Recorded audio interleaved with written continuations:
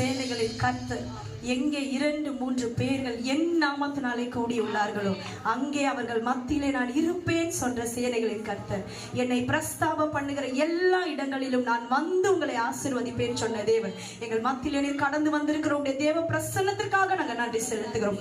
தொடர்ந்து உடைய கிரியைகளை நீ நடப்பிப்பீராக. இயேசுவின் மூலம் ஜெபிக்கிறோம் நல்ல பிதாவே, ஆமென்.